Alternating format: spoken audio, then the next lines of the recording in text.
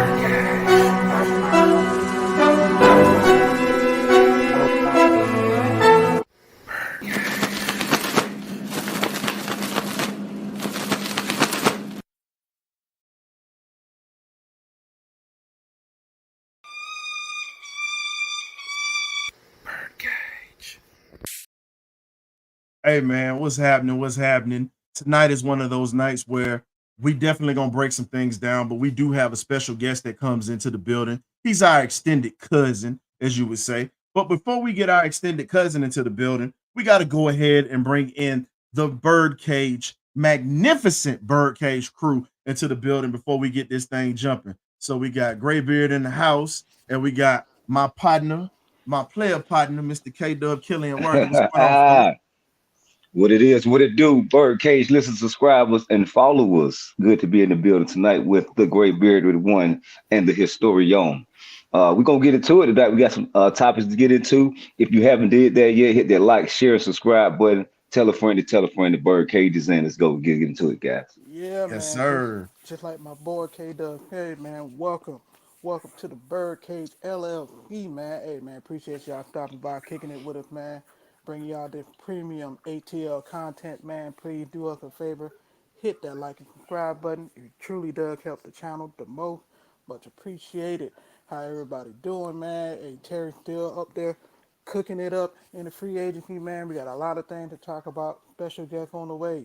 Historian. Mm-hmm. Let's go ahead and get this party started. Hey man, Mm-hmm. I had to change the setting or whatnot for everybody.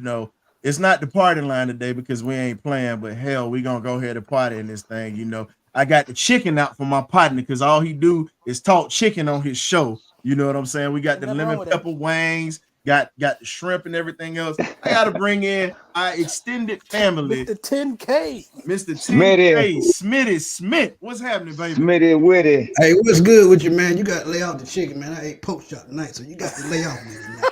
Hey man, we got that too. Look, you Hey, see we man. in the boom boom room tonight, baby. Hey, man. Ah, Hey, Popcorn, man, man. Make look, anything You see, pop. hey, you see, we got the liquor counter if you want liquor. If you don't drink, you got sodas. We got all kinds of stuff in the building, man. So you that's already what I'm know what's talking about. happening. Tahiti treat That's on party. deck. So we That's got yeah. some of party. our other guys that's gonna probably be sliding in a little bit. You know how they get down. Everybody got lives. We all doing our thing. So shout out to everyone that's stopping through with us, and for you guys that are just coming in, go ahead and hit that like and that subscribe button for us. before, whether you coming in now or even before you leave. Go ahead. It's just like ringing the doorbell or closing the fridge. So without Facts. further ado, let's go ahead and talk about it, man. Eddie Goldman, Eddie G, we're gonna get this started. Man, He's look, back after a third time. They all say the third time is the charm, but the question is, how long does he stay? not We even gonna let training the camp. we gonna let the guest start this one here, and we're gonna go clockwise up to K Dub, and then I'm sorry, counterclockwise to K Dub, and then Graybeard. So what you got? I think third time is a charm, man. To get back this time, I think he had to go to the top to Arthur Blank, talk to him to get back this time. So if Arthur Blank had let him back in the door, then I think he may stick around a little bit longer. We actually need him because of his size, man. 6'3", 330, man. We need that big guy in the middle. We've been talking about Tavondre Sweat for the last 2-3 months. But Eddie Goldman is that veteran version of Tavondre Sweat. So he may last this time, and we definitely need him on that defensive line between Grady and Onyemata. So here's the question I have for K Dub, because we all gonna Yeah, take turns chopping at this. So K Dub, so now yeah. Smitty just brings an interesting point where he's saying that he's an older version of Tavondre Sweat, but you got a guy that's 300 and something pounds. The question is this: he's missed 2 seasons. If hopefully he's got his stuff together, but do you Right. think it's gonna take him a while to get back into football shape? Because that's 2 years of sitting on the couch, and we don't know what he's been doing. Well, my belief is, I think he's just going to be a camp body. This is my opinion. I think he won't make it to the opening day roster, but he'll help out. You know, the guys that we're trying to get ready. But it's just my opinion on it. I just feel like you said, he missed 2 complete seasons. I think he's trying to make it. You know, pay some bills, uh, go out there, maybe help the team moving forward. For us, try to make the team, but I just feel like we're gonna attack the draft, get some defensive linemen, and he probably won't beat out those young guys. That's just my opinion on it. But you can go ahead and say what you need to say on it, Gray Beard. Uh, man, I'm surprised he got another shot. To be honest with you, with the especially the way he exited the second time just dramatically. You know what? I just need to retire. Then all of a sudden, reemergence, man. I think I agree with Smitty, man. I think he had to go talk to the power that be, i.e. Arthur Blank, i.e. Terry Fontenot, Coach Raheen. They probably got down and be like, look, bro, you got to give us some type of production before you can put your name on a contract. So I think we're gonna see him, especially in our preseason, because they're gonna be like, look, we got to see what we getting ourselves into before you even try to make this 53-man roster or whatever. So I mean, if he shows up, man, I'm all for it. 'Cause like he said, he's a big body frame. He's a veteran dude, 330, and you can never have too much depth, especially around that defensive line that we drastically need in this year. Well, especially running a 3-4. So, if he produced, he produced. But if he's dead weight in training camp, go ahead and catch your ties with him now. So Hey, my Great question. Beard, think about it though. Josh Gordon got what? How many chances? He Oh, stuck around a long time. So Well, whew. Gordon was a wide receiver, so you know he was gonna get a little bit more love, Smitty. The yeah, wide but receiver that was productive. Literally, let's just be real. Josh Gordon was supposed to be another Julio Jones type player. He True. really yeah, was. absolutely. He was his own worst enemy. As much as I hate to say it, he was his Yep, own worst that's enemy. true. That was just talent wasted. And it's sad to see guys wasting that type of talent when they have that opportunity. When you have a ton of guys that don't get an opportunity, and now they're afforded an opportunity with being able to go over to the UFL now and actually Right. showcase their talent. And that is another area that I can see the Falcons also pulling from at the end of their season with Oh pulling yeah, with some of those yeah, guys over there There's some talent just to out there. right. add depth, and you can get them for pennies off the dollar. There's some I talent just, out there. Facts. yeah, I mean, what you missing 2 seasons, man. You got to really think about that. It's just like, Mhm. you got to knock off a lot of rust to be able to play in this league. Like I said, Vic, I think Vic with this jail for like 2 years. And when he first got to Philadelphia, he had to knock off a lot of rust. And the only reason why you get a chance is because you are Mike Vick. This guy has missed 2 seasons. I'm telling you, he's a camp body. He will not beat out some of these young guys that we're going to bring in. But I I'm going to mean, stick and Facts. stand on that. I mean, he might have nothing to prove or whatnot. And be like, look, I'm not here for a gimmick. I'm not here just to kick out a check. I really want to contribute to the team. If he has that type of attitude, hey, I'm all for it. Cause that's what we need right now. If you think about how the team is being constructed right now, you're seeing a lot of veterans are coming in here and whatnot because we already know we're about to get into the draft or whatnot. We're about to draft a lot of young players, and you need that strong veteran presence in the locker room to be able to Hmm. rally things. So yeah, that's always going to be a positive. But speaking Facts, and I about think that, if they have him 25 to 30 plays a game, that's a positive. I Yeah. think he gets to play out the preseason to see what he still has in the tank. But like you said, if he don't make it through the preseason, we won't have to worry about it. Hmm. but Yeah. here's the other thing that you're talking about. When you speak on a veteran presence, how in the world a young guy is going to listen to a guy that's quit twice in that situation? I'm Woo. just calling a spade a spade. You quit twice. Like I gotta give it up to my dog Brant, man. Shout out to Coach Brant. You know, he'll be joining us soon. He's got some things he's taking care of. You know, he's always loyal into the Birdcage family. Coach. But as Coach Brant said long time ago, um, he said this earlier.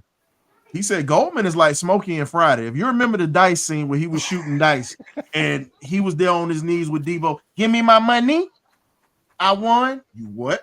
I I lost. I lost. lost. That's pretty much the type of stuff that you getting with Goldman. Let's just be real. Goldman is a guy that you feel like you won, and then, like you said, hey, Debo is just like this here. You what? I I lost. lost. Because guess what? We've gone through this 2 times with this cat. Yeah. 2 times. Yeah. So the question is this: Well, think about Are, this are though, you, Ryan. He probably explained to the team why he was leaving. It may be a personal reason or of something course, that they accepted. So if they accept it, what can we do? If he I can agree says, with that. we riding I with him had a, if I we had accept it. right. I said we had a personal matter, and y'all tell me I can leave to deal with it, and possibly talk to y'all down the road and come back, and y'all accept me back. Hey, he may have gotten that all under control. I can agree with But that. like I said, man, with Calvin Ridley, same exact thing. Mm. But he had to have a change of scenery. So Yeah. sometimes it's just personal things that get in the way, and sometimes you have to overcome those things, man, to get your mind and your body back on track. So maybe that's what the issue was. Got to shout out Calvin Ridley. We call his nickname was Casino Cal on the show, but we can't Mhm. tease him about that or whatnot. But Oh, I got to give him respect because guess what? He cashed in on this money with the Tennessee Right, Titans. he got So paid. I'm glad right. to see that he's getting another opportunity at another organization. We already know they're in a rebuild mode, and so when you got a veteran like that coming over, he's got D Hop that's there, and now you ended up grabbing one of the best corners in the league. I feel like those three veterans are going to be a nucleus for that Tennessee Titans team. But we already know who taking that division. That's them boys down in H Town. Whew. Oh they Whew. moving with Yeah, purpose. They moving with purpose and vengeance. They Urgency. ain't playing. They are D'Amico Ryan is not playing down there in H Town. I'm trying to tell you. And here's the crazy part about it. When you talk about D'Amico Ryans being the first year coach, you have to understand he's always been in systems, whether as a player or as a coach, that have always been aggressive with getting talent. He's always been in those type of systems. You go back to his days as a linebacker with the Texans, then he goes and plays for Andy Reid in Philadelphia. Then he becomes a coach and is an assistant for Andy Reid, and then ends up going over with Shanahan or whatnot. So you look at the type of teams that he's coached on, or he's been in a situation where he's turned stuff around. We're hoping that Raheem Morris can do the same because earlier this week, I'm gonna go a little out of turn today, but you know what? It is what it is, man. The first team speech, and you know what the poster was today, as I put down, you know, it was just different. The energy was very different with that meeting Yeah, it that was. that Raheem had. Yeah. And when you look at it, hustling precedes everything. And if and facts. if and if people don't understand what that means, Raheem wasn't talking football. He was just speaking life. You got to Yep. hustle to get ahead. If you're working, all of us that are working 9 to 5s, or if you blue collar, it doesn't matter. You got to hustle to pay these bills. So Facts. guess what? 100. When Raheem made that comment, he said, whether you hustling in here or we got to help you get somewhere else, we're going to try to help you get a paycheck. Not many coaches say that. No. That's why I said that energy was very different when he said, if you're not going to work here, we're going to send you somewhere that you can work. And 9 times out of 10, a lot of our players that might not make it here going to end up in Pittsburgh. I promise you. because of Arthur Smith and the connections. And then you also have to look at the connection that he has with Mike Tomlin up there in Pittsburgh. So I mean, and as he said, outrun the South, win the South, make it to the playoffs, and you don't know what the gonna happen. I had to keep it PG. My mama watching tonight, so I can't drop the F-bomb like I want to. I love that part. Yeah, I'm sure. yeah, hold on, yeah, I'm yeah. sure you do. I love Give that me, part. give me all of it. I think that's the end. I think that he's setting the tone right then and there, because you don't know what happened when you make it to the playoff. The playoff is always going to be a brand new season, so we got to look at it like that. And which to piggyback off you, historian. I mean, I agree, man. If you go back and look at the Mike Smith era, all the way back to all the other coaching eras, they never had this approach. The first team meeting ever. I think I've been And, here. and and here's the other thing. Shout out to Tippy 1D. I agree with you on that. We've heard that before. But how many of our coaches have held players accountable? It's only two coaches that I know of in my lifetime that have held players accountable. Mike Smith is one. Mike Tyson. Dan Reeves is the other one. Those are the only two coaches that have held players to a standard and held them accountable and called them out. If y'all remember when we had this man here, when we had Raheem the Dream here the first time, Raheem was calling out Julio. He was calling out Roddy. And remember, he was calling out the secondary because he was here and they switched him from the other side of the ball. So he's a guy that is about accountability.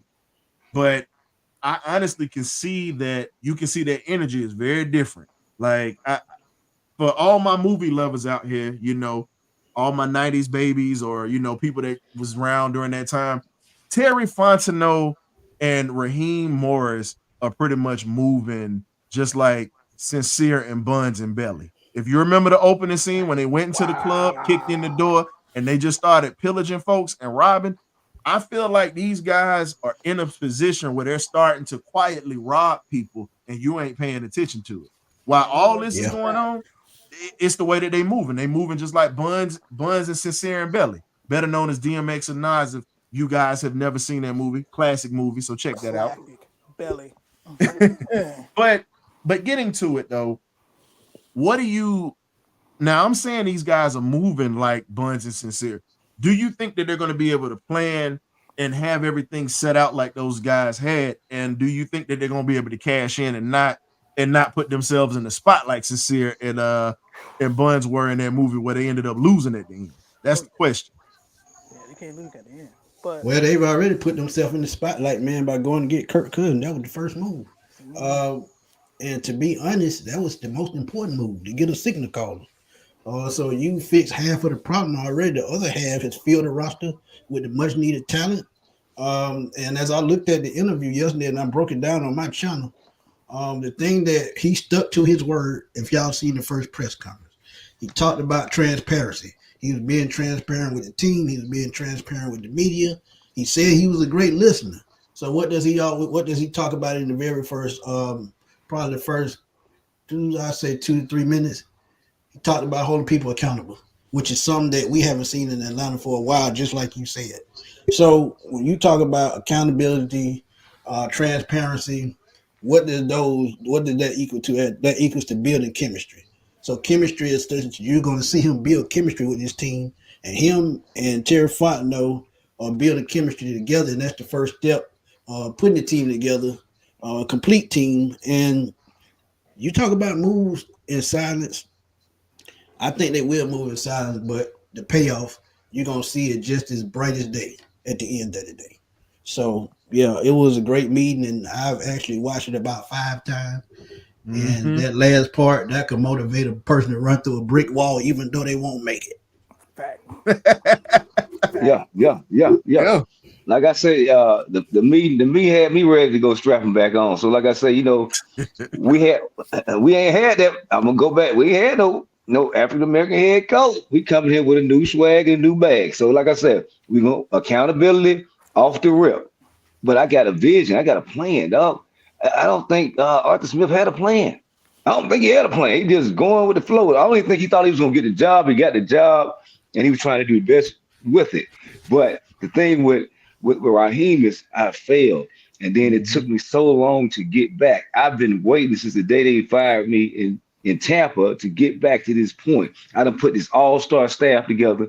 These guys, like I said, he put the staff together in like 10, 11 days. Quick, I'm ready. So it's like, hey, look, if you're ready, let's go with me. If not, like he said, we'll move you somewhere else that maybe they can compensate you. You'll be happy, like he did with Desmond Ritter. And if you're not a part of this Falcon organization, like what we're trying to do, we'll get you out the way. We'll get you to another organization.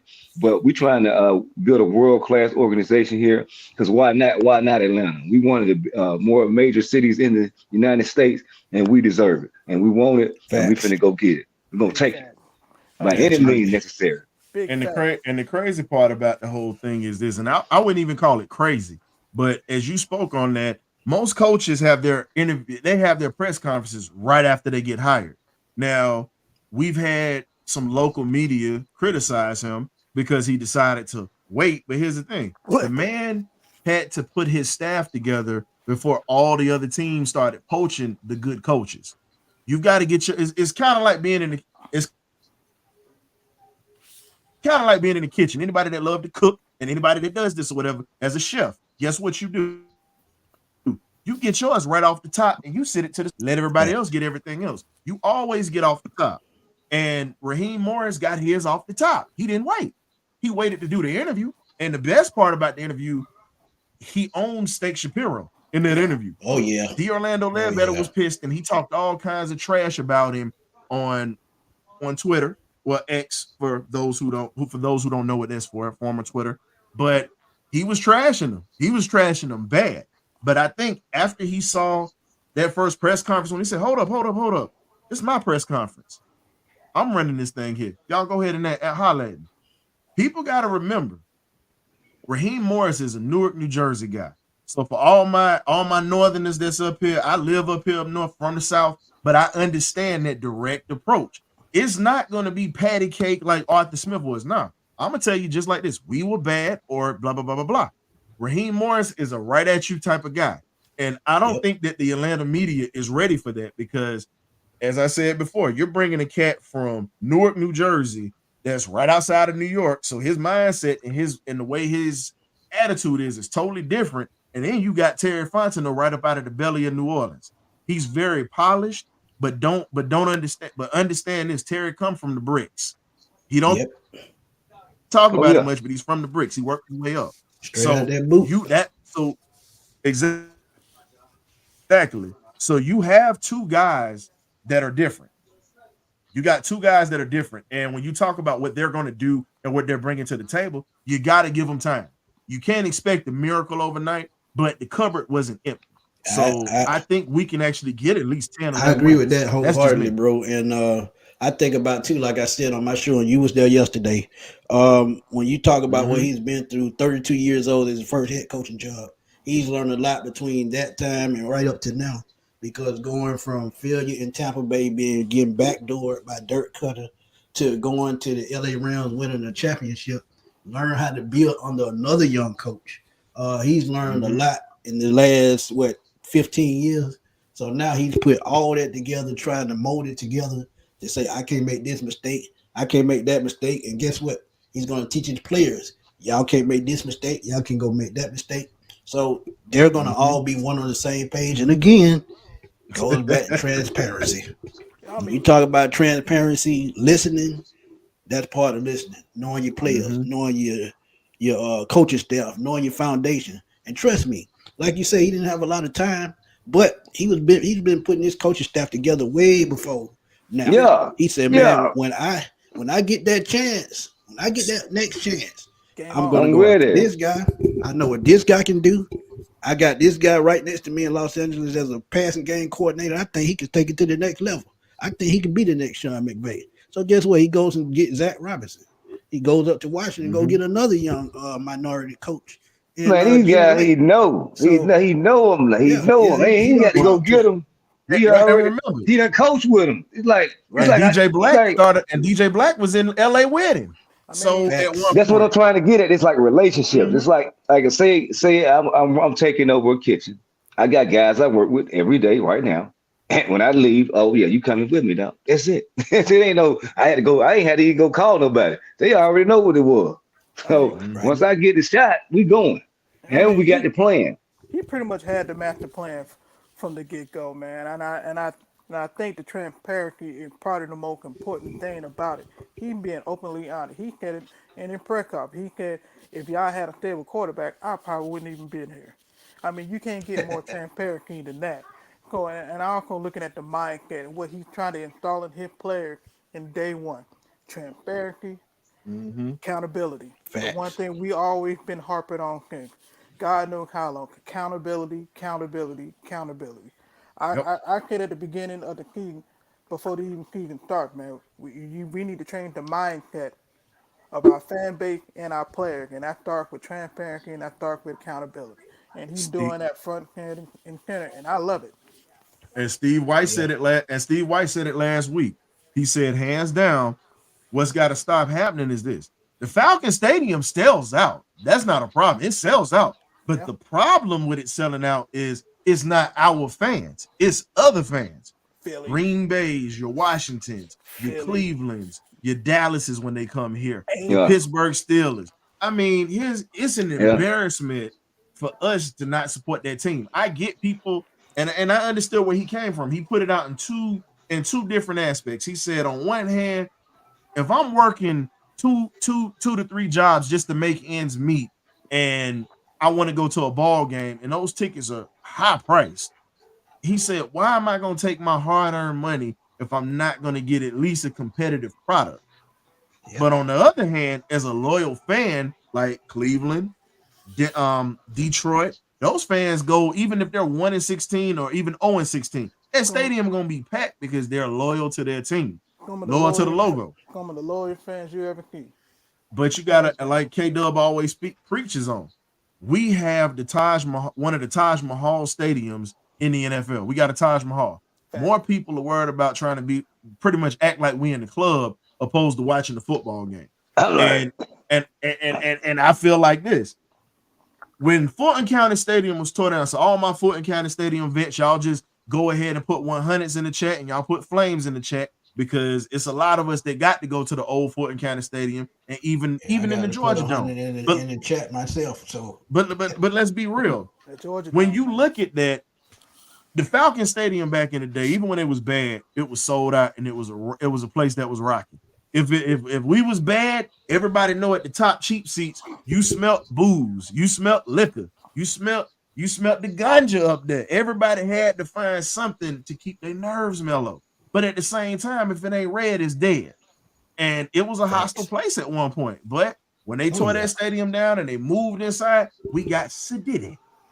We all had to worry about coordinating with our clothes. Let's just be real. Everybody had to match. And I and no, I, I man. would I say mean, this here. I'm going to say, but at that time, the city was having a big migration with a lot of outsiders moving down to the city during that time. So Yeah. right when the Georgia Dome opened, you got fans coming from New York, whatever, California, wherever they was moving from the Freaknik migration. So Mhm. Yep. then you got away from having those true dirty bird, I was born and raised in the eighth grade babies from going in there because the other people started, migration, the transplant started to come in. That I think that was a big thing to us, and then they came in with their loyalty to the Detroit Lions or to Los Angeles Raiders or to the Chicago Bears, wherever they were coming from. So that made our city the way it is today.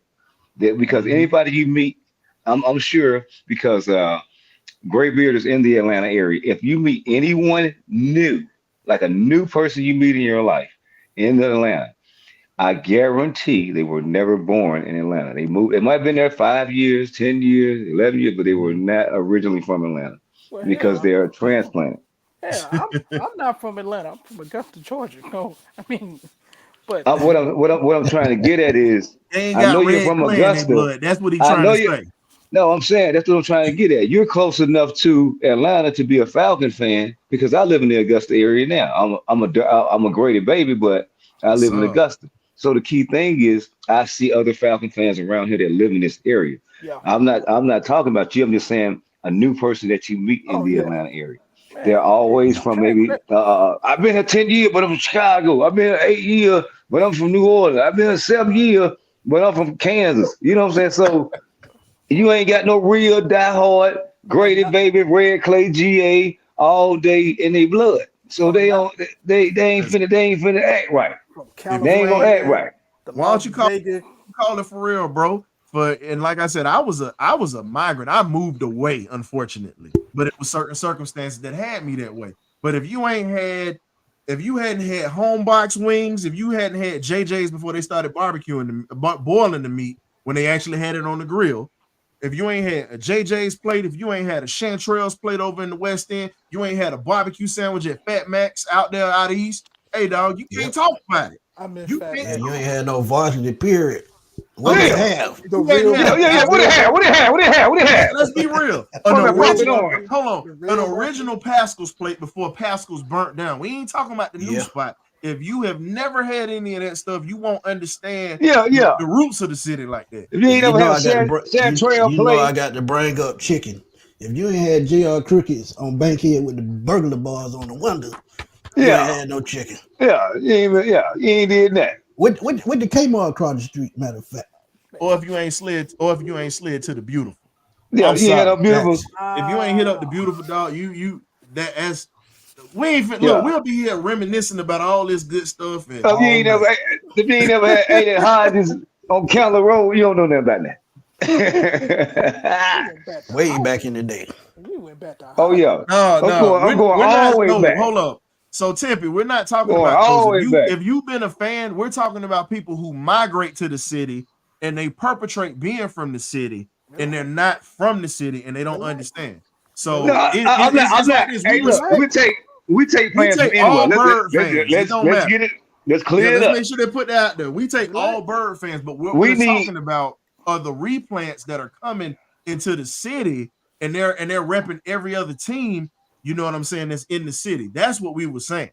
We love for y'all Facts. to come over to the birds. You know what I'm saying? That you came here, you migrated here, and you became a Falcon fan, and you got crossed over. That's great. But we're just talking about the Yeah. one that been here, when it started, man. I'm talking The, about the grade it's a babies, different kind man. of it's a Before the different Vic kind of experience. love. It's a different kind of love. It's a different kind of passion because it's in our blood, dog. We don't care nothing about. Oh, y'all ain't never won that, and we probably won't. But guess what? We're gonna keep on repping. And that's what we do. Because I tell you this here, moving from Atlanta and moving to Jacksonville, Florida, or whatnot, when they didn't have a team, that was before they got the Jags. It was Cowboy fans and Steeler fans that I had to deal with as a jitterbug coming up.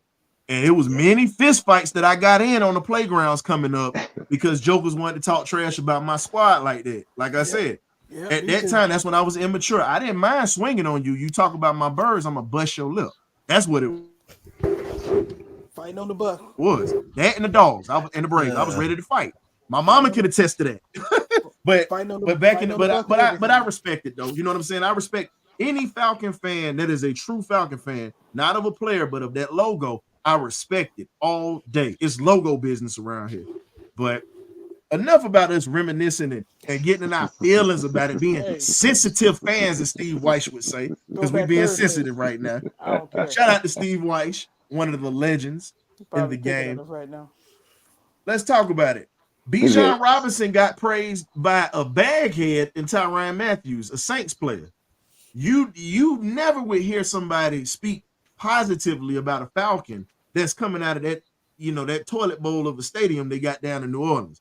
I'm Damn, talking trash tonight, and I don't care. man, I'm bump it. saving my negative energy for the most sorry Saints fans. I'm that dude. I'm choosing violence tonight. I'm letting you know that. But I got to give it to Tyrann. He said Bijan Robinson has the ability to be a great running back if he's used properly. He said last year he wasn't used properly, Yeah, but yeah. on one hand I gotta say hands down, I think he was used, but you have to remember what was behind him. You got to understand. You still got Bijan Robinson competing with Tyler Algier, Tank, in that backfield, the man who broke right. William Andrews' record. Tonka. So when you look at that, that's a hell of a combination where you're bringing back a Bijan who's starting to get in the flow of things, and they're going to use him in a passing game a little bit more. And what do you guys expect this season? Because he was very complimentary, which is very rare of a Saints player to say anything nice. Only thing I want to see is his ankles getting broke this year by I just like, Bijan. I But mean, like I how do say, you guys feel about him giving that praise and that compliment and props as a competitor? How do y'all feel about that? Go ahead, Kato. well, I mean, I just think it's like a backhand compliment. Don't fall for the sauce, man. Like I said, keep working, keep working out, keep doing your thing. And like I said, he gonna showcase him this year, man. You thought you seen something last year, man. Zach Robinson finna had this man in motion so much, they ain't gonna know what the hell Bijan doing. I'm just going to tell you, it's a lot of motion involved in this offense that we have. So Bijan be doing a whole lot of do. And like I say, he's a better receiver than he is a running back, in my opinion. So we're gonna use him in the receiver role a lot. And I mean, just watch out, man. This man's gonna have a really special year coming up. And I think Algier will get used properly because he's gonna be that workhorse back. And they'll be able to use him properly because for some reason Arthur Smith just kept overthinking things. He will have some good plays, but he'll have a lot of bad plays. So we're going to see a transition and an offense that's going to be able to utilize these guys in proper fashion. You got a quarterback to really get these guys the ball, put the ball on the money. Everybody's numbers are going to go up. Everybody's numbers are going to go up tremendously. Everybody across the board. I want to ask Glenn this question, and then I got a question for Smitty, and then we're going to move on to talking about some of the players that we have that's coming up in this draft, because I actually have, like I said, some players picked out that no one's really talking about, not the typical guys. Got other guys that could come in later rounds that could actually benefit and they play in the system well. But so for you, do you feel, Graybeard, as if when they say we overused Bijan, but we underutilized the man who broke William Andrews' franchise record? That's the question I got for you. Do you feel like we've not used him enough to where he could actually it's kind of like a boxing match. Bang, bang, bang, and then hit him with that shot. Because I believe Bijan is the home run hitter. Tyler just showed his speed on that screen against Chicago. Let y'all know he can run. But do you feel like we should use him more as a battering ram and then let him wear out defenses and let Bijan just take off in the third and fourth quarter where they really feed him? How do you feel he should be used? And you guys in the chat can answer this too, by the way. I want to hear your opinions on that. I mean, absolutely. I think, man, if you go back and look at Tyler Algier back at Yale, you will see why they can, take a chance on the guy, because he's a physical presence up the middle. He's gonna wear out that defensive line up front and keep hitting them with body shots. He might get you with 3 yards. He might get you with 4 yards. He might get you with 7 yards. But either way you look at it, he's always going to try to get positive yard forward, and that can wear and tear a game. And then on top of that, the way that we were trying to play was clock management, run the football, control the clock, keep that other offense off the field. So I just think when we drafted Bijan, we just tried to show him off too much. Be like, look, look at the shiny new toy we got. We just gonna feature him. But you just forgot somebody who just went over 1,000 yards that had to share carry with 2 other running back and got injured at the beginning of the season. So I mean, I just think we were just trying to show him off too much. But I do agree with K-Dub, man. I think Bijan is a little bit better wide receiver than he is a running back, even though he can run between the tackle. But he's your home run guy, man. He's the mismatch nightmare you can get outside in the passing game, whatnot. He can outrun linebacker and he can outrun from DB. So I mean, I just think with Gak, he already know what he has with Bijan, Tyler Algier, healthy Kyle Pitt, Drake London, and all the other wide receivers that he got. It's just trying to put it all together, because now you finally got the quarterback that can get the ball down the field, that can navigate the offense effectively. So yeah, I do think if you feature a Tyler Algier first as our featured back and our pound for pound power back, and then third or fourth quarter when the time comes, let Bijan do his magic, man. You will see the offense just be so explosive, and we can finally score over 30 points. Kind of we haven't done in almost damn near 18 games. Man, that's a long time. On that note, we got to slide to the next topic, and I'm gonna let Smitty jump on this one, and then once we get through this topic here, we're gonna go ahead and go into going to the player breakdown that we have for you guys tonight. Smitty, the other thing that we have right now, everybody's talking about Eddie Goldman, but here's the thing that I've mentioned that should have been, and I said this on your show the other day.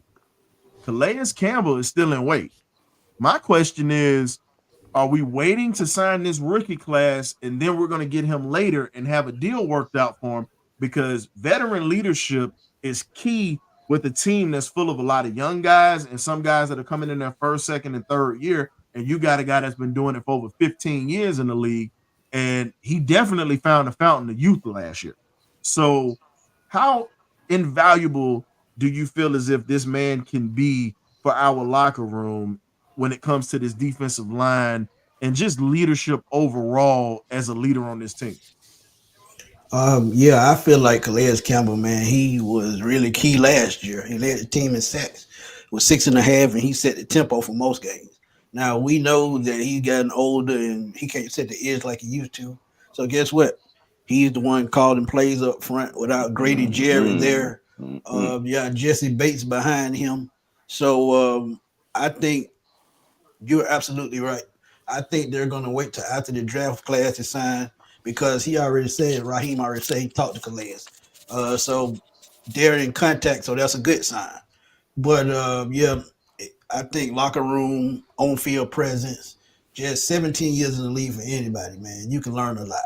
So to win a Super Bowl, you're definitely going to have to have those veteran guys on offense and defense to lead these guys in. People talk about Kirk Cousins' age. I get that.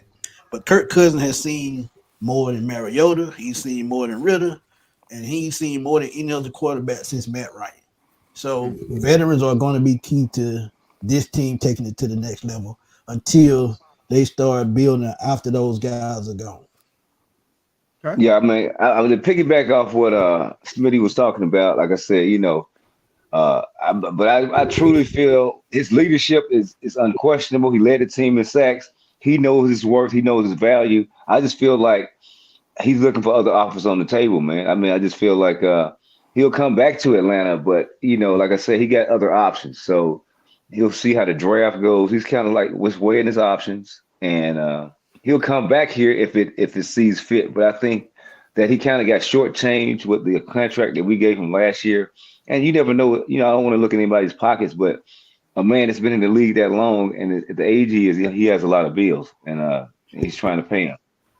So shout out to the next away Ray. Only thing I can counter to that, K-Dub, is he still made more than the vet minimum at his position.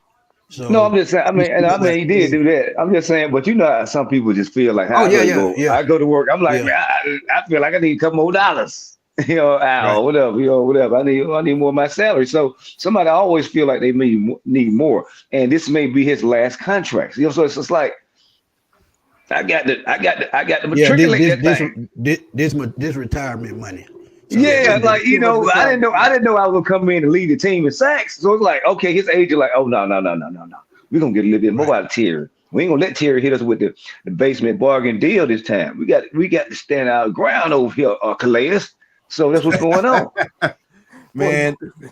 But when you talk about it, man, it's just you got a guy that's been productive, and I got to shout out Island Mike because he's a University of Miami fan. So that's one of his guys right there. Calais Campbell's been doing it since his days at the U, and he's just been a guy.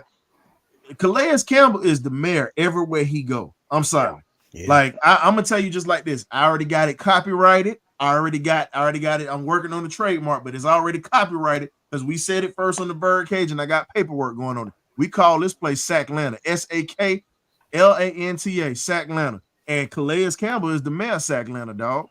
Grady Jarrett is his running mate. Let's just keep it real. Yep. He doesn't go down. Yep. I honestly believe we really win more games. Grady don't go down because that defensive pressure that they were bringing, and then when you talk about the young guys that they were bringing along, and Zach Harrison. Hell, Ebiketie actually started to figure some things out. I got to give it to him. He can't, he light in the ass and he couldn't push a biscuit off of a plate, but he started to figure it out. I'm just saying.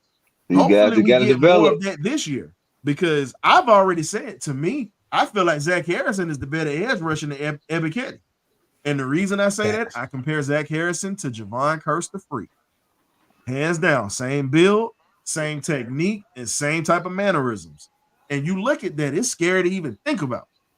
But at the end of the day, we already know what's happening, and we're going to keep it moving. And also today, we ended up signing one of the best, one of the premier toughest corners in the league, and Mr. Antonio Hamilton. South Carolina State product. You know, we ride with HBCUs on this show. So if this is your first time coming in here, I'm letting you know now. We do this for the culture. Like, we support all schools. You know, we're Bulldog fans, but here's my thing. First and foremost, HBCUs are always gonna have my heart. It don't matter. Yep. I'm gonna take them kids all day, and I'm always gonna show them love. So if you got a problem with us loving HBCUs in here, you know what to do, because we're gonna shout out those guys like we shout out all these other guys that are coming into the league, because some of these kids get passed up on and are better than some of the kids that's coming out of these PWIs. Facts. Got too many Hall of Famers, HB. Exactly. HBCUs, man. Mhm. So this Just go back and gentleman, look in the so- 70s and 80s, y'all to see all the Hall of Famers and where they came from. Pipeline. Exactly. And here's the thing, and Tony. So I'm gonna give you this here. Harrison comes out of South Carolina State. If anybody knows about the South Carolina State program, they've had a couple of Hall of Famers in their time. They claim Deacon Jones because he started there originally before he transferred to Mississippi Valley State because of a sit-in that he had in Orangeburg. We're not gonna get into that. But you got Deacon Jones, you got Harry Carson, and then you have Donnie Shell from the Steelers, who just went into the Hall of Fame. So you got 3 Hall of Famers out of there. You got Charlie Brown, who played for the Falcons at the end of his career, but won a Super Bowl with the Washington Redskins back in the day. So you have a ton of talent that has come out of that school. And Buddy Pugh is an HBCU legend. Not only was he Harry Carson's teammate and Donnie Shell's teammate, he eventually learned from the great Willie Jeffries, who was the first black coach to take over a Division I school at Wichita State before Wichita State canceled their football program. They were awful, and he got them to a bowl game. So shout out to Mr. Willie Jeffries, South Carolina State and Howard University legend, and the first guy to open that door for a guy like Deion Sanders now. But you got Shaq Leonard too. You can't forget that. Yeah, Shaq I was actually gonna throw him out currently. I was gonna say Shaq Leonard. Wasn't gonna forget him. That's one of his most successful players that he's had, you know, back in those times. But so what we're gonna do now, we're gonna show you guys just a couple of his highlights or whatnot, so you can see the type of dog that you're getting into or whatnot. Tempe D, first quarterback was Doug Williams to win a Super Bowl, but you got to go back and look at the man who came out of Grambling 10 years before him, which was James Big Shaq Harris, who led the Rams to 2 NFC championship games back in the day before Pat Hayden took over. And then you have Jefferson Street Joe Gilliam, who led the Pittsburgh Steelers during the time of Terry Bradshaw. That was the man who took Bradshaw's job. But without further ado, I'm getting ready to show you a little bit of Mr. Hamilton's footage. So this is what we're getting. Fair use, fair use, fair use. Fair use. It took forever, but this perfect timing. You should have seen me back in high school. They had some shit to say. Thought it was a shit because they had shift jobs at Chick-fil-A. I was thinking RAP. They were thinking GPA. Lava went to college and they got a job at the bank. Now when I pull up brand new road truck, you should see their face. I know she seen my account. That shit'll make a hater faint. This shit'll make a hater think. He had his gold right in his face. He saw his dreams and did the race. All it took was a bit of faith. Gotta thank God for this. Gave me heart and wisdom. Help me dodge the grave. Help me dodge the system. So many homies in the grave, I watched for all the victims. Too many. Hey, you see, did anybody notice that a lot of these highlights against the Rams? So he must have. Raheem like, man, that dude kept making plays against us. Man, I want him. That's what I'm thinking. And then one thing that you notice about him, and is anybody that has ever been, if you've ever paid attention to it, and I know you Deion Sanders lovers are getting ready to hate me for this, but you know I don't give a damn. I don't give a damn. Here we go. Buddy Pugh beat him. Buddy Pugh and South Carolina State kicked their ass in the first championship that he went to in the Celebration Bowl. Yeah, they just flat out dominated both sides of the ball. Yeah. And the type of players that Buddy Pugh coaches, this is one of his guys. So when you look at that, you see the physicality, you see the intelligence and the IQ on when to break on the ball, how to break down and take angles when he's tackling. It's been a long time since we've had a cornerback that has been as physical like this and has been as fundamentally sound. The last cornerback, to me, in my opinion, I say Brent Grimes. Yeah, I'm gonna say that. Fundamentally Yeah. sound, and a guy that was just undersized, and he played whistle to whistle. That's how it was. Crazy And that's athletic. what Hamilton kind of reminds me of, and he's got that dog type of mentality in him. And shout out, man. Shout out to Arizona, man, giving him a shot because he had been floating around before going to Arizona, but he started 16 games the last 2 years and got his first 2 career interceptions, had over 100 tackles. So shout out, man. He's really put in the work, came a long way in these 8 years.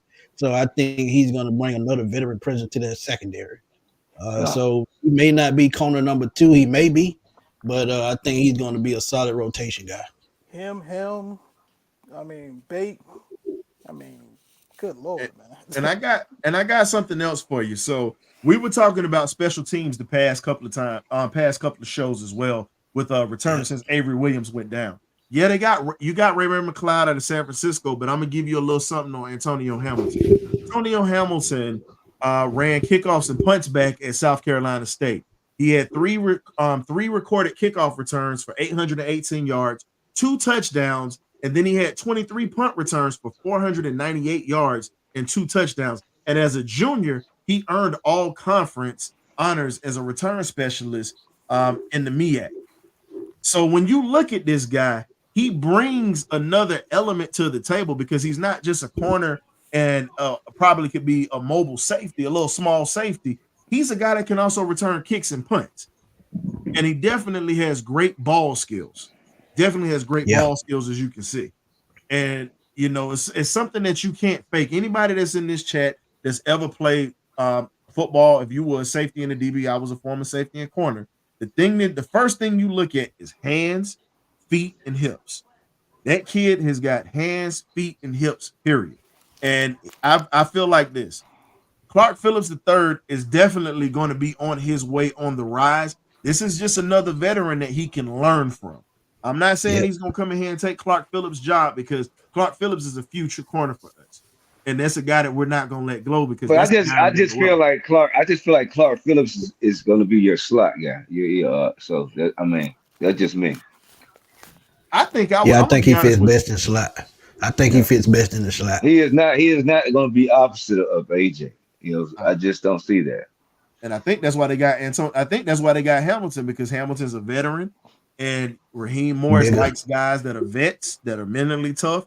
And this dude got a chip on his shoulder. He's been passed around. He's been passed around more times than a blunt and Friday. Yeah, but I mean, they're very familiar with him. Like he said, the film that we showed, he was playing against the Rams, and like when you go against someone and they make plays and they stand out to you, you like, man, that guy played great against us. That's it.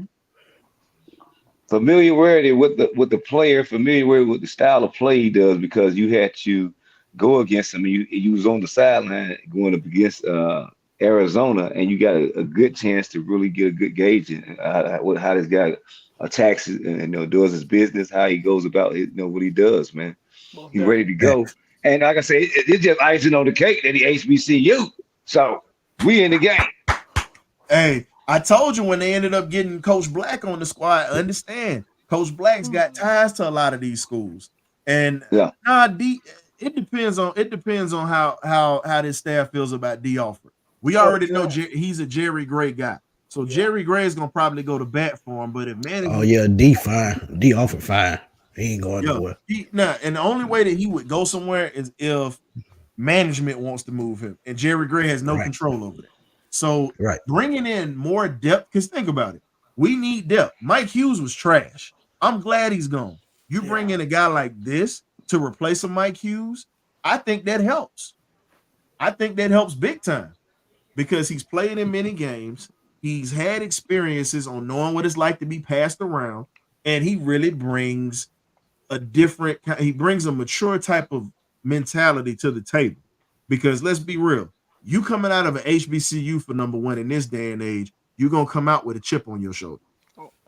And outside of you having a chip on your shoulder, you're going to be in a situation to where you got to fight for everything you have every day, because a lot of these guys that's coming out of the PWIs, they're going to look at it like, okay, I came out of Georgia, I came out of Ohio State, I'm entitled to a certain extent because of this. And they look at those schools like, yeah, you can't play. But I keep it a buck. James Houston, that played for the Detroit Lions, started off at Florida and ended up going to Jackson State. And you look at what he's been doing in Detroit as a pass rusher. Wrecking havoc. And I did a profile on him last year, and people clown me. But look at what happened. Match him up with the other guy. Yeah. Think about it. Yeah. Defense. Talking about how undersized he was, but size can't measure heart. Let's keep it real. Nah, not at all. Never will. And speaking about it, what we're also gonna do, because as I said before, we got some other players. We're gonna go over a few minutes tonight because we're gonna break these guys down. I got another player for you. Everybody's all on Dallas Turner. I've already said I want Jared Verse, or if I don't get him, and I've been 10 toes down on this, and y'all can be mad at me. Chris Braswell is the best pass rusher at Alabama.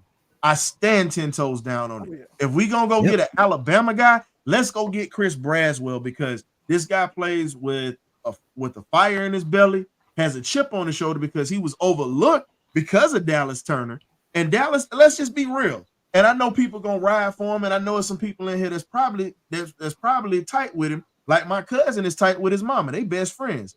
And she's watching. So guess what? I'm fair about my assessment. If his mama sees it, I'm sorry, but I'm gonna call a spade a spade. That guy right there, he'll fit into another system, but what we do here in Atlanta, he will not fit. I get he's a hometown kid, but give me Chris Braswell. When you talk about violent at the point of attack, mean streak, and a guy who didn't need anybody to help him eat, he was overlooked. So, all I know is I'm just throw my name out there. I love me some Latu. That's the best defensive player in the defense end in this draft. Here's the thing. Now here's the thing. And I respect it. Everybody's saying that he's the best DN, but I say this here. Go back and look at his stats. His stats were good when he had Will Anderson there, because Will Anderson was being double and triple teamed. That's the reason he ate. Now you see that Will Anderson is gone. His production went down, and so did his numbers. He's living off of what he did in the past couple of years when he had a Will Anderson. But Braswell was the one that was eating, and I'm not even an Alabama fan. And Braswell was more of a problem for the Dogs than your boy Dallas Turner. Go back and look at the footage. Go back and look at the footage. Footage don't lie. Absolutely. What? Well, D. Hey, D. About that. Hey, D. Hey, man, lay out the sauce, boss. Hey, D. I don't know about that. You better go watch that tape again. Nah, man. You see, hold on. You see, he went after Braswell. He went after Latu. He ain't go after Braswell. He probably a Bama fan. Yeah, that might be what it is. He don't watch I'm just gonna call a spade. I'm gonna call a spade a spade. But we're gonna go ahead and show you guys some of Braswell's footage right now. But that's a guy that I would bring into Atlanta. And here's the thing: he's not gonna be. He can possibly be a low first round pick, high second round pick. But no one's talking about him as high. I don't know. We got Chris Braswell that we're actually getting ready to show you guys. Combine help. Fair use, fair. Mariano taken down. Yep. Robinson and Brooks. And nowhere to rushers they are. This is what impresses me. 260 pounds. Watch him set the edge there. Gets his hands on that big offensive tackle, Christian Jones. Finalist last year. He's a lefty, but he throws it just right. But I know you were really invested in that Boston College game. very much so. Brown. And all of us. Watch his hand work, though. He uses his hands very well. Alabama football. Exactly. Quick off the attack. Watkins. That's a career high 9 receptions for Watkins. And again, gets off the block of a 300-pounder and literally gets to the quarterback in a hurry. Relentless mode. He's only like 225, 230. Oh, yeah, he's going to get beat up this year, though. They came from both sides. Oh, was out. Braswell and... So, that's just a little bit of his footage or whatnot. Everybody's talking about Dallas Turner. We're not gonna beat that drum because we beat Latu and we beat Verse. But we're showing other guys at this point. You ain't show no Latu tape. I was thought we ain't show no Latu tape. We'll show that another time. Don't start that mess tonight. No, I'm just saying, no. Because I want y'all to look at. I want y'all to look at the other guy, Gabriel Murphy out at UCLA. I think he's going to be a steal day 3. We'll bring him up.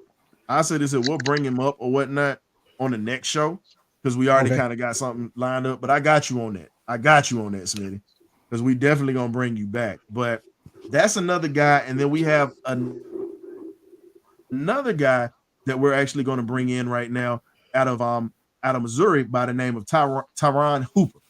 That is a guy who has been a problem child for a lot of teams. Yeah, and quietly he's been a problem for a long time, but a lot of people looked over him or whatnot. But because of Darius Robinson. Yeah. His game would remind you a little bit of I would have to say a Cornelius Bennett mixed with a Dwight Freeney and maybe a little Chuck Smith. Ooh. Just because of how his size is and how he comes off the ball. Ooh. Yeah, I was gonna say Robert Mathis though. Oh, shout out to Robert Mathis, the East Side legend. You know, can't sit there and forget about old Robert Mathis. Our guy Scoop or whatnot played with him in high school. So shout out to our boy Scoop, aka the Black Wall Street Journal. Fair use. Not much is there for him. He'll kick in here in the fourth quarter. He'll be ready to go. Blitz from the edge. Yeah, that dude got a motor. Yeah. I like him. I like him a lot too now. On the move. Look at that. Edwards again with the carry, and it's going to bring up a next to Howard, and Howard's going to follow him, and he's going to lose yardage, diving ahead to the 3. Where putting too much of harm's way.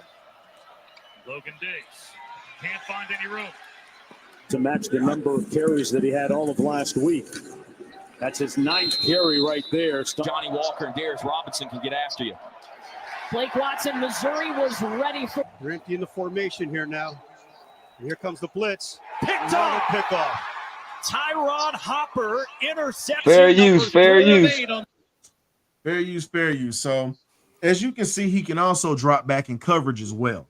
That is another one of his strong suits. So when we talk about a guy that can come into Atlanta, not only can he blitz the passer, he can also clog up the lanes because he's very slippery and guys can't get a hold of him, but he's also able to drop back in coverage and put himself in position to make plays, whether it's batting passes now or even intercepting passes, because he was a running back in high school too. So the hand-eye coordination is there, as you can see, even when he took off. So that is a guy that I feel like that would be a day 2 sleeper that you can grab to help out with the pass rush. If you miss out on any of the big time pass rushers and decide to go quarterback in the first round or cornerback, because we've seen the Falcons do some funny stuff in the draft. Yeah, his versatility is what screams out the most, especially when he dropped back in coverage. But he has a relentless. God, here we go. Oh my! Here we go. Nah, I don't think he tapped McKinnon. Nah, I ain't gonna disrespect Latu like that, man. Bro. I can't agree with you on that. Yeah, man. I'm not even a Latu fan. See, man, come on, man. See, he really. Hey, Dub, are you messing with me? Are you messing with me now? K-Dub, if you want to eat, go ahead. No, I'm just gonna leave it alone, man. Hey, look, he's gonna be a sad puppy if we go select him because we got connections. It's all about connections. Coach Lake, the coach's guy, he got connections. So don't get surprised if we take him at 8. Then you're gonna have to have him on your team. No, I'm just saying the guy in the chat, talking trash. Go back and look at Tack Senior number versus this man number. It's not even close. And remember, Tack played with a bum shoulder. That's what a lot of people forget. This dude is healthy. Latu way more fundamentally sound. Yeah, I'm trying to tell you. I mean, and now another guy. Now he transferred to Louisville, but we couldn't find too much footage of him with Louisville. There's a corner. Now we were talking about late round corners or whatnot. If we can't get a top corner, there's a kid by the name of Storm Duck, 6 foot tall, little over 200 pounds, around 205, 210 in between that rate. Runs a 4.4445. Plays he's very savvy with his hands, very aggressive with receivers. Something that you would see in a Jerry Gray defense because Jerry Gray loves his corners, very aggressive and willing to go get hit. Willing to go hit folks. So this is a guy who does it on both, pretty much does it on that side of the ball. So Storm Duck is a guy that transferred out of UNC and went to Louisville. He's a project guy. I can see him as a third or a fourth rounder. Now I'm looking at, like we said, we're bringing up guys that are not top guys right now because everybody's beating the drum for top guys. You still have to look at where the Falcons thrive at. The Falcons thrive in that fourth, that fifth, and that sixth round. That fifth round. That fifth round. That's the money round. That fifth round is the money round. That boy. Because at this point, I'm looking at it like this. I haven't seen too many veteran centers out there, but if we don't draft anybody, I still say we look at a veteran center. But I'm gonna go ahead and play Storm Norton. I'm sorry, I'm saying Storm Norton. That boy is on my mind too. One of the best linemen we have. But I got to go ahead and play Storm Duck. Fair use. This is before he transferred to Louisville. We couldn't find any of his footage, but you can actually see, and that was Jeremy Musa that he's playing against, a quarterback that I said that should be coming to the Falcons as well. If we get him as a 6th or 7th rounder out of FAMU. Yeah, just zone coverage, and Storm Duck is trapping the inside out. The inside route is breaking out. So 41 seconds left. Florida A&M 3 timeouts. Musa again takes a shot. It's going to be picked off by Storm Duck. We ISO Duck. He comes up with the play. But Duck again, the interception. Yeah, Storm Duck had jumped the underneath coverage a few times. That wasn't open. That wasn't open anyway. He had 3 people hold out. I wonder what he was throwing to, for real. I'm trying to figure out. To the end zone for Mayer. Along the sideline, out of bounds. Good defense. Came down with the football, but the officials fair use. Good defense. That he did not get a foot down in the end zone. One-on-one competition right here. Mayer goes up. Duck continues to fight for the football. Yeah, I like that play right there. That's the kind of stuff you had to do. That's the stuff you had to do in the NFL right there. And I'm gonna pause it. Do you see where his hand placement is? He already knows that he's beat. So what he's doing, he's using the sideline as his friend. And most cornerbacks don't do that. This is why I was saying he has a high football IQ, and he's a Jerry Gray type of corner, as you can see. And look where his hands were. He was pushing. He fundamentally sound too, man. I like that. Exactly. You get a guy that's fundamentally sound and you bring him in here. That's some of his footage or whatnot. But again, that is a lower round guy that I think the Falcons will hit the sweet spot at. I've been beating the drum for TJ Tampa for the longest. Everybody can tell you that. Yeah. I just look at every corner that I look at everybody in the secondary, not just certain corners, but there are so many guys that are overlooked. Everybody's talking about the Toledo guy. Everybody's talking about this. This guy right here would literally fit what we do. He would fit what we do. And he's not afraid to come up and hit. So he could play he could play nickel, and he can also be that number 2 corner as well, because he's fundamentally sound. So again, he actually transferred to Louisville. He transferred to Louisville afterwards, but you also got to remember who was his defensive coordinator at the time that was there. Gene Chizik was the D coordinator. So that is a Gene Chizik product. So anybody that knows anything about Gene Chizik, he brings dogs to the table. Yeah. Yep. And so I'm gonna let you guys comment on it one more time, because I'm actually getting ready to bring up. So I'm getting ready to bring up my guy. I'm getting ready to bring up Sadetta Austin out of Grambling State University. So how do you guys feel about this guy coming in here as a guy that you could possibly rotate and have him for the future that you could bring in? I mean, I like it. I would like that, man. I would like it. I think he's a Jerry Gray type guy, a physical guy.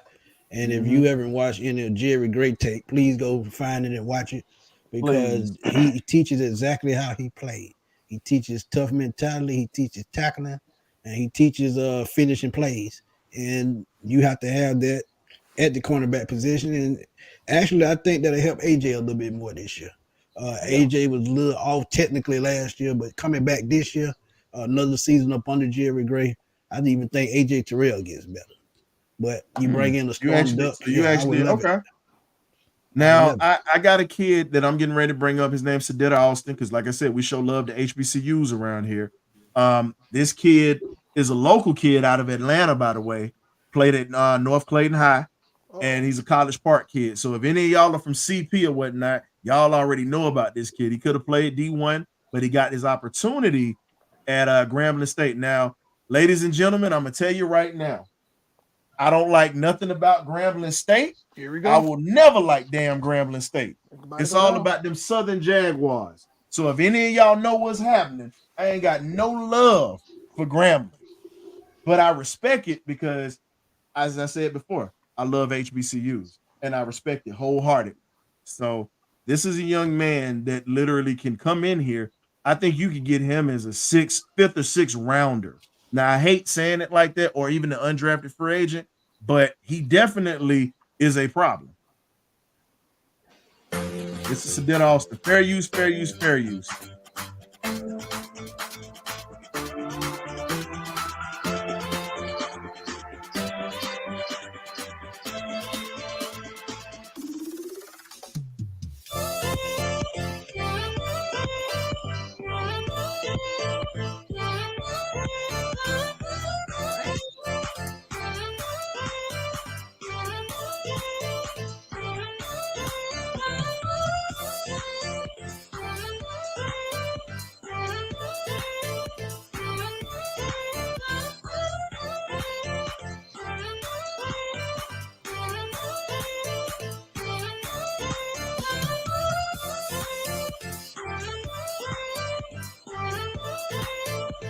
So I'm not gonna keep beating your brow with that one. Just wanted to show you a little bit of his highlights or whatnot. He is a guy that, when you talk about a motor, he's about 6'4", he's 6'4", 6'5", he's 250 pounds. I think you put about 10 more pounds on him or whatnot, I think you have a guy that could be a disruptive player. He's a guy that you can groom.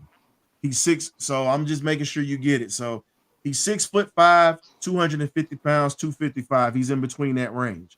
Local kid, definitely a project guy. You can get him in the 5th or 6th round late, or you could get him in the 7th round, or even as an undrafted free agent, you can bring him in. So when you look at it, the kid has a motor. Always, his hand movement is always going, and he definitely is somebody you have to watch, because as you see, when he gets to the quarterback, if he can't get a sack, his hands are moving to be able to knock the ball down. That's something that he looks sort of like James Houston, time. man. What I talked about earlier, same type player. He knows how to use his hands well. He has great pursuit angles, and I think he could be another day 3 steal. Yeah, day 3 steal. Like I say, somebody gonna take him. Yeah, they watch it. Hey, look, scout department, we help you all out, courtesy of the BirdCage. Go ahead and check it out. And here's the thing: you have no excuse to pass up on HBCUs, because you have Coach Black, who played at HBCU as well as coached at one. So he's got connections, period. It's a ton of them. Like I said, I'm still laughing because I got laughed at when people were saying, "Oh, you crazy or whatnot? You gonna take the kid? You won't take the kid out of Notre Dame over a couple of people." And I just chuckled, and I said, Richie Grant's replacement is in Dallas right now.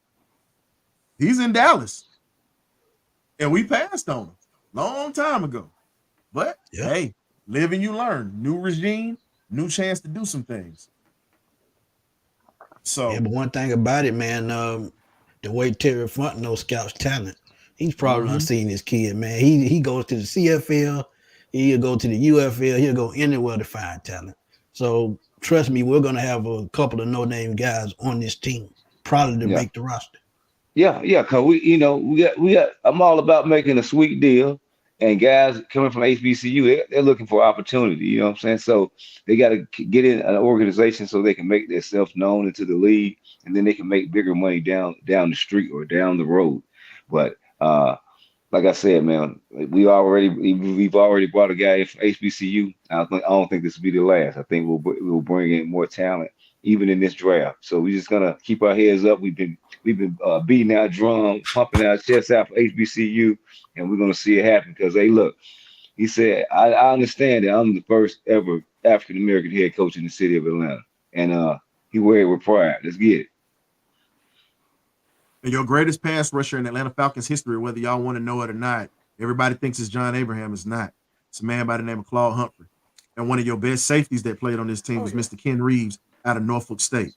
Paul Humphrey came out of Tennessee State. So if you want to look at it, 2 of your best defensive players came out of HBCUs on this team.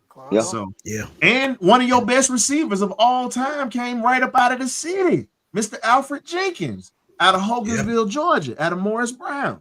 So, and that's for my old head Falcons and whatnot that was watching them back then.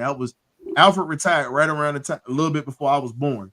But again, when you look at some of the talent that we've had and we've stolen from those small schools or whatnot, you see the type of players that they are.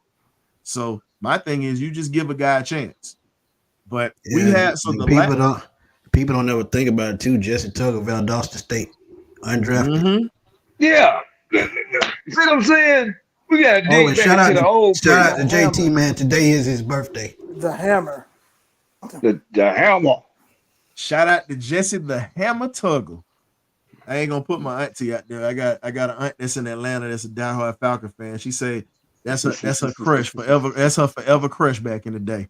She still like him now. Yeah, but I ain't gonna mention your name, auntie. You up in Atlanta? I ain't gonna mention your name. Let that one ride. Let that one ride. Yeah, man. He thought hey, she ain't leaving home. She just got a crush on him. That's it. But the other thing that I'm going to bring out for you guys is this. Now, most shows are not going to talk about them, but we're going to talk about it here because I preach special teams on this show. That's the third. Yeah. That's the third portion of the game. And if this is your first time in here, we definitely appreciate you coming in here. But we definitely are going to talk about the punting situation. Everybody's talking about cool, but no one talked about how we had problems with flipping the field. No one talked about that. We had problems with flipping the field. If I'm going to go punter, I want guys that kick in cold weather that got legs. Because if you can kick a ball as hard, it's pretty much like kicking a rock in freezing cold weather in October, November, up in those Midwest places, or even in the Mormon country is Utah. Those are the guys you want to be your punters because you're going to get more hang time, more distance on those balls. Because if they can punt in cold weather, have hang time and distance, what do you think they're going to do in a dome with great weather all the time? What is that kicker from Missouri? Did he come out already? Yeah, that's your field goal kicker. But your punters, I got 2 punters that I'm gonna show today. You've got okay. No, that's fine because we're gonna talk about him next week. But we got Torrey Taylor out of Iowa, and then you have Ryan Rako out of BYU. So, shout out to Marquette King. Yes, sir. Albany State. Mm-hmm. Yeah, man. And but wait a minute, but you got to shout out the man who did it before him, though, Mr. Reggie Roby. Yeah. Mm-hmm. You forget about old Reggie Roby now. If you're gonna shout out them Miami players, you Dolphins. Shout out Mr. Roby. Yeah, Miami Dolphins. That dude had a booming leg. Sure, could have used him in Atlanta. Leg of steel. Fair use. This is Torrey Taylor out of Iowa. This is his leg. Fair use. Well, Iowa's offense had 3 first downs early. Since then, 3 punts. And when you got Torrey Taylor, it might not be the worst thing, as this one is returnable and is dumped out. Tyrell Henry just shy of the 25. In Iowa, they make special teams feel special. They bring in Torrey Taylor, one of the best punters anywhere you will find in the country, and this is a good one down there about the 5, although it takes a friendly hop, and now this is Sheffield on the return. It's Sheffield has horrible space. Is he not horrible It wasn't that good of a damn punt. No, it wasn't the leg, it was the coverage. But the NFL, you want them to kick that thing out the end zone somewhere. And so, Torrey Taylor, punter to the start. And that dude built like a linebacker. That's all them Iowa boys, man. They all built like that. Yeah, they eat good up there in Iowa. Another blast. Man, that was a good punt. Now, that was the best one I've seen. The last one was good. The coverage was awful.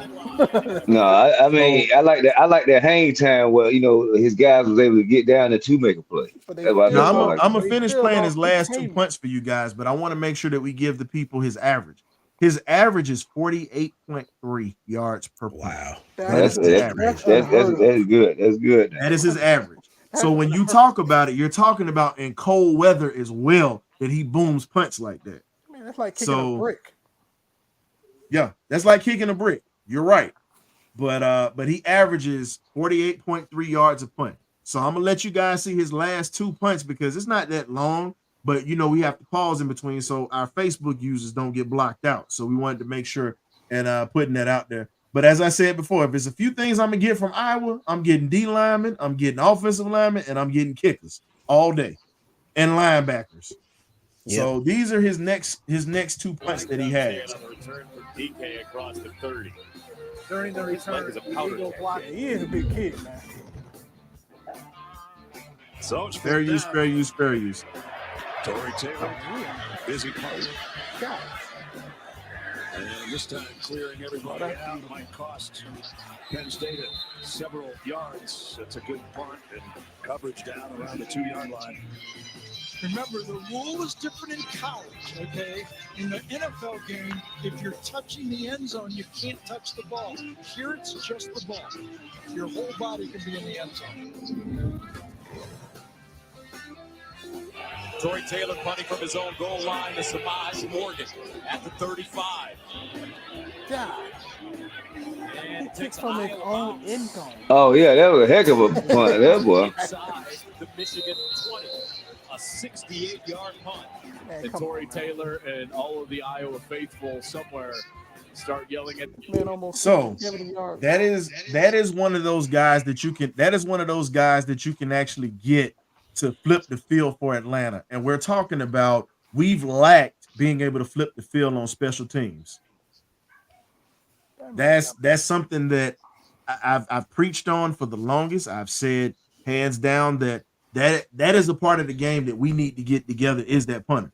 Now we've got one more punter that we're going to show, and that's the kid out of BYU, and his name is Ryan Ricow, and they have footage on him, but it's limited to a certain extent. But he definitely has a booming leg, and he also can run as well. So some of the stuff that we found or whatnot, it's a little fuzzy, but this is the kid out of BYU. He definitely is somebody who is a problem. No, I know they have wide receivers and quarterbacks out of Iowa too. It's different. I wouldn't trust them though. Not in that offense. Good old Kerry Shout out Kittle. Jonathan Babineau, former Iowa Hawkeye. Yep. Yep. Kerry Kittle.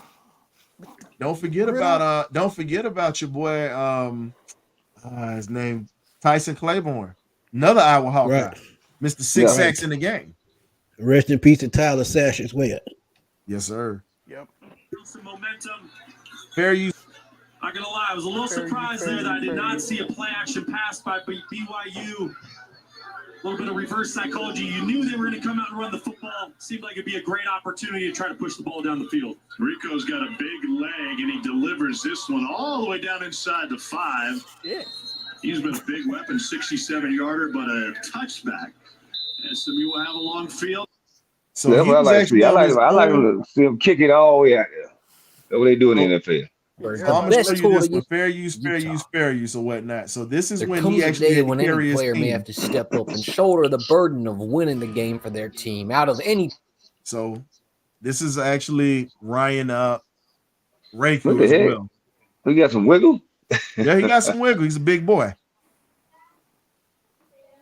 But he's also, like I said, he had to literally carry his team. He's run fake punts. He can throw the football. He can do everything that you can think of. He For built like a linebacker too. He about 6'5". And he's another one that's got a booming leg, as you can see. But he's not slow either. He actually can run. God dang. I like that. Now, if you ever notice more of his punts, he's got some that hang in the air, but a lot of his punts are very directional, and it actually gives his team a chance to get his coverage team to get a chance to get down, as you can see. Good spin on the ball too. Exactly. Yeah. Definitely.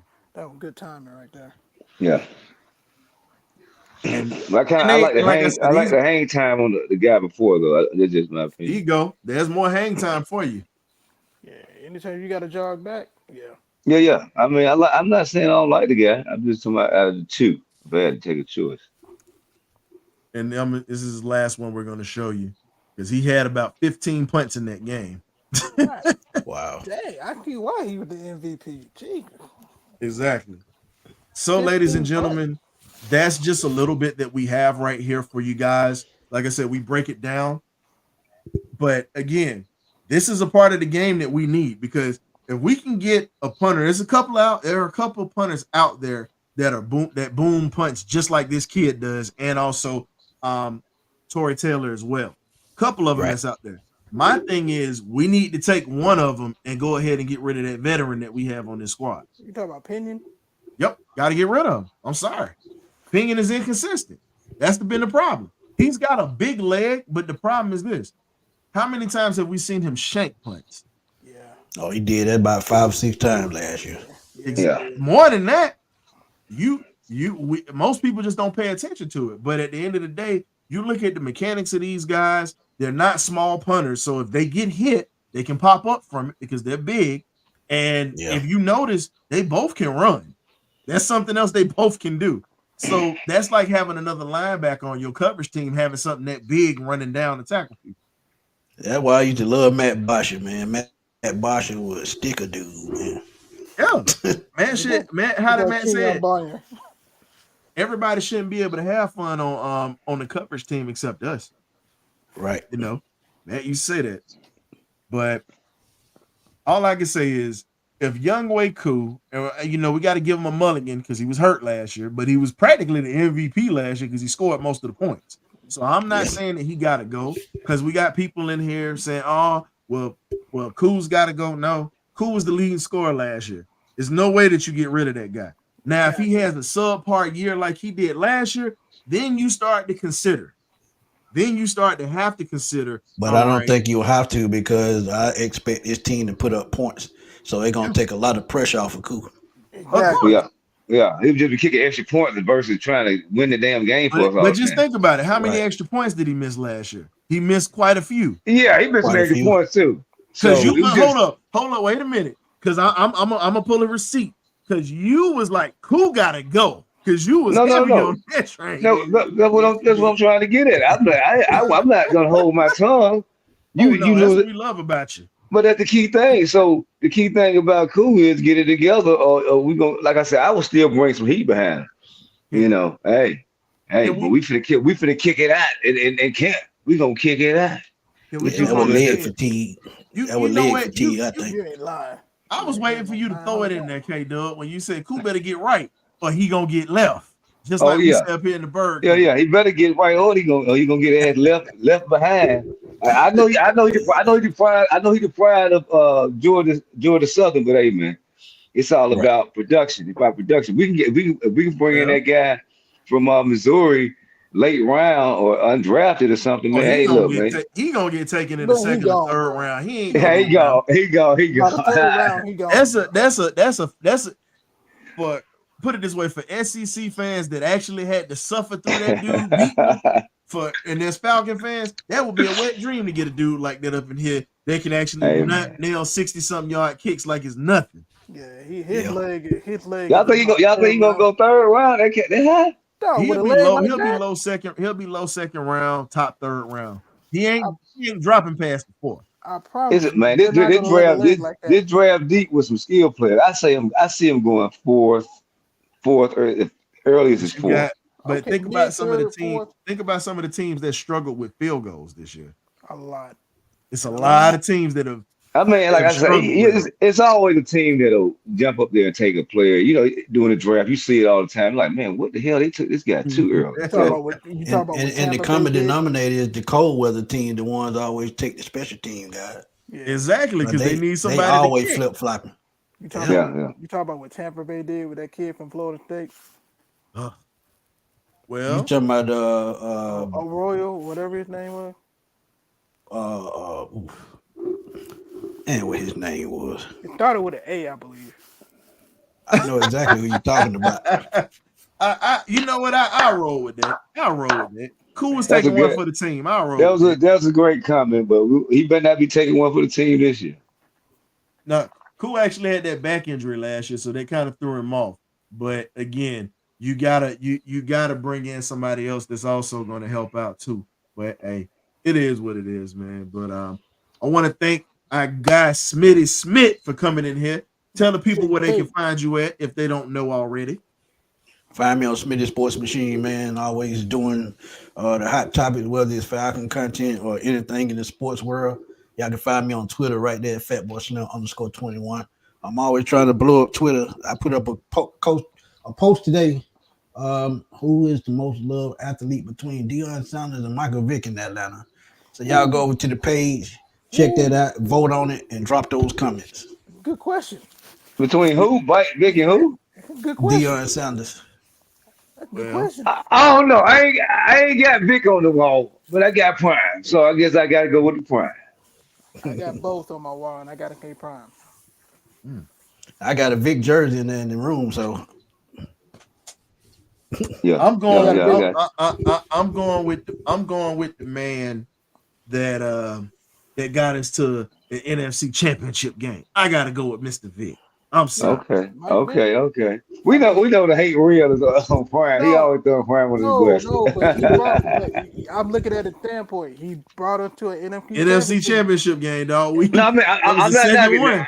I'm not knocking it. I love me some Vic. Prime brought attention to the Falcons. He made the Falcons very noticeable again and respectable when he came. Yeah, he did.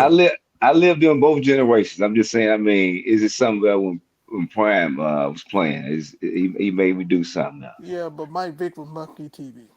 So both of them were must-see TV. Yeah, both of them, man. When they had the ball in their hands, boy, they could work wonders. I'm telling you. But here's the question: in that aspect, with the ball game on the line, since you threw that out, we gonna go at least.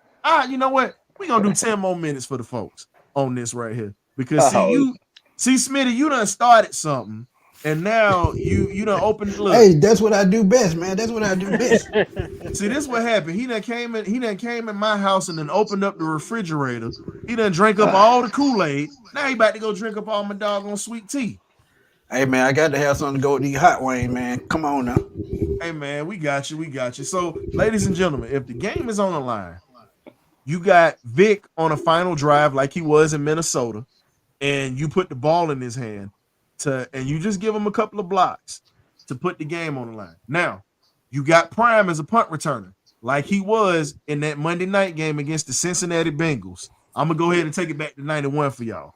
I remember that game. With the game on the line, with the last play of the game, who do you think is gonna get to the end zone? Mike Vick. Look what he did against that Minnesota defense, man. And that Minnesota defense. Yeah, I'd just say Mike Vick getting to the end zone. Yeah, you gotta go Vick. But if they playing defense, ain't nobody gonna throw the deal inside of the field. No, we already know he ain't gonna. We already know they ain't throwing to his side of the field. That's why they used him as a punt returner. And he could play wide receiver. So if they had him at wide receiver, he could make a difference. Agreed. Yeah, man. Get it to Dallas. But here's the question. But who gonna throw for him in Atlanta? That's the question. Who gonna don't be moving the damn goalpost. I ain't moving the goalpost. You might laugh. No, I'm just being real because Chris Miller blew his knee out, and then you had to go with. Go ahead. But you might laugh. But if I had Jeff George with Deion, I'd take Deion all day. Yeah, you gonna take that cannon all day over just a regular NFL. So if he had Jeff George at quarterback, Deion. But can Jeff be accurate with it? That's the question. Oh yeah, Jeff. Tell him, Denise. Three wide receiver with 1,000 yards in one season. Ain't many two done that. Yeah, tell him, Denise. Look, I remember Prime. Tell him, read the comment. That's what I'm talking about. Somebody, wait a minute. He said Prime Vic might fumble the ball, hold it like a loaf of bread. Yeah. Calm it up. Calm it up. Oh man! Hey, look, play the sound back. This is my house. But here's the thing. I would expect that from an Albany State guy. That's an Albany State dude. Wait a minute. That's an Albany State dude right there. The only thing, look, I can't trust that. I think the smartest thing they done had to come up out of there is Greg Lloyd. Shout out to Mr. Greg Lloyd, one of the best linebackers that was underrated in the league, by the way, out of Albany State. Hey, I always got to joke with my guy Nathan or whatnot, but it's what it is. Run the sound bite. This is my house. Here you go with this. Hey, Dave gonna tell it like it is, man. Dave, that's one thing I like about Dave, man. Dave, he gonna keep it real. With Jeff Jordan. Yeah. Hey, hold up. Here you go. Let me play this for y'all, man. Since K Dub requested it, I got you. Oh Lord. And this is my house. I don't care if I'm with the Falcons or not. This is my house, and this will always be my house. Well, here's the thing. I'm gonna tell you about that house. Oh man. Well, when Deion Sanders decided to walk away from this house in '94 because of that Fred Tokar situation, we being real about this here. Michael Vick pretty much rebuilt that house and pretty much made it the Vick experience. He turned the Georgia Dome into Freaknik 2.0 for Vick. Because think about it, we had ladies getting fined in the stadium at that time. Wasn't like it was ugly women before, but man, when them women was dressing up, they was dressing up like they were going to the club. Yeah. When he played with San Francisco Yeah. and Dallas, Michael and they came Vick, to listen, Atlanta. Deion was the playboy, but Michael Vick brought the ladies out. No. I mean, like I said, he had a movement there. Like I said, I do love me some Vic. I ain't trying to just throw Vic under the bus, but you know, he said out of the two players. My bad. I'm sorry, Nathan. My bad. I was running my mouth so much. No, I'm sorry. Fort Valley State is what Greg Lloyd came out of. Y'all forgive me on that. I was talking a little too fast because I wanted to clown them Albany State Rams. But you know, it's what it is though. But definitely they got some great football players that have come out of those schools. Point blank, period. So yeah. It's what it is. I think I'll say this. He says, okay. Honestly, Greg Lloyd was underrated because you had LeVon Kirkland on one side, and then you had Kevin Green. But let's just be real. Yeah. Greg Lloyd, before those guys got to Pittsburgh, because remember, Green was in LA with the Rams first before he came. LeVon Kirkland came after Greg Lloyd was there. Lloyd was there first. Lloyd brought an attitude to that Bill Cowboys defense that hadn't been there since Jack Lambert was there, and Mean Joe Green was there. He literally was the toughest dude on that squad. Injuries at the end of his career killed. And a lot of people don't even know that Hardy Nickerson played there too. Yep. No, I corrected myself. I said it was Fort Valley State. I corrected myself. Fort Valley. I actually said it. But definitely, man. But we definitely appreciate you guys for coming through or whatnot. You know how we get down. You either get right or you get left. But guess what? None of y'all got left because y'all came in here and y'all damn sure ate up all my lemon pepper wings, especially that joker with that Roddy White jersey on in the chest. Hey, they were delicious. No doubt. Opened up the refrigerator and did all that, man. Come on. Got my blue cheese and everything. The lemon pepper wet all day. So you already know how we get down. We're gonna see you next Thursday at 8. But guess what? We have a special guest coming on next week. It's a former Falcons coach. I'll just leave it like that. Not gonna say who, but you got to tune in next week and check it. But definitely he had a very, very influential voice on turning the franchise around.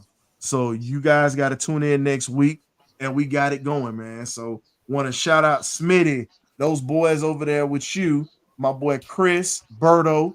You know how they get 95, down. A1 North Sports Team, man. North.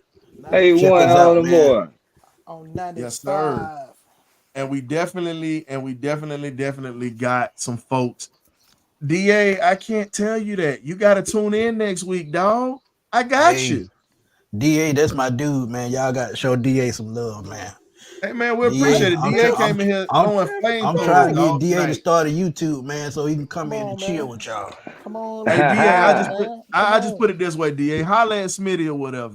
And we ain't gonna put it out there, but holla at Smitty. But we definitely see you guys next week. Thank y'all for coming through. We're gonna have outside of our guests next week. See, I almost gave it away. Outside of our guests next week. Don't give it away. Don't give it away. I ain't gonna give it away, man. I ain't finna give up. Look, I ain't finna give up the cutty like that. What's wrong with you? But, okay. Not the cutty. Hey, we gonna get some cutty tonight. You ain't getting no cutty. I got some cutty. I got some cutty last night. Yeah, I got some cutty last night. You ain't getting no cutty with your scrawny ass. ATL, I guess the booty, I guess the draws. Well, we see who didn't get the cutty last night. Hey man, shout out to ATL the movie, man. Oh man, that's one of my favorite movies, man. Yes, sir. That Hey movie is man, hilarious. but we definitely appreciate y'all coming through. We got some stuff coming for you guys next week. Players is talking about some more players as well as our special guests. But for now, we must bid you adieu. You either get right or you get left. Hit that subscribe button on the way out for us, please, please, please. Do that. And also, if you're Atlanta Hawks fans, man, go ahead and check out We Hawks TV, our country cousins, as well as the Dixon Way, who rated our show tonight. The Dixon Way raid. Dixon Way, all the way. If you're tired of these crappy commentators, holla at Larry Dixon. He gonna cover you. Braves, Hawks, Falcons. Larry and Shonda Dixon, man, please check them out.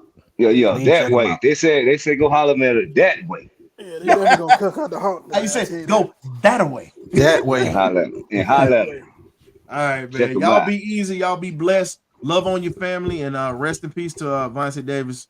It was sad that he lost his life. Yeah. But, we just R.I.P., wanted to make sure R.I.P. that we paid some respects to the young man. Life gone too short, and life gone too soon. And life is short, man. If you got grudges with people, man, bury that beef. I'm talking to myself too. I got some beef with some folks I'm working on. So God ain't done with me yet. If the Lord give you a chance to wake up in the morning and he gives you an opportunity to breathe, you got a chance to fix whatever problems you have with people, because once they're gone, they're gone. So love on your people, make amends, pay your bookies, and pay those shoe models at Magic City if you're going tonight. Gotta tip the college students, baby. I'm out, baby. Let's go. BirdCage, we down. Hey.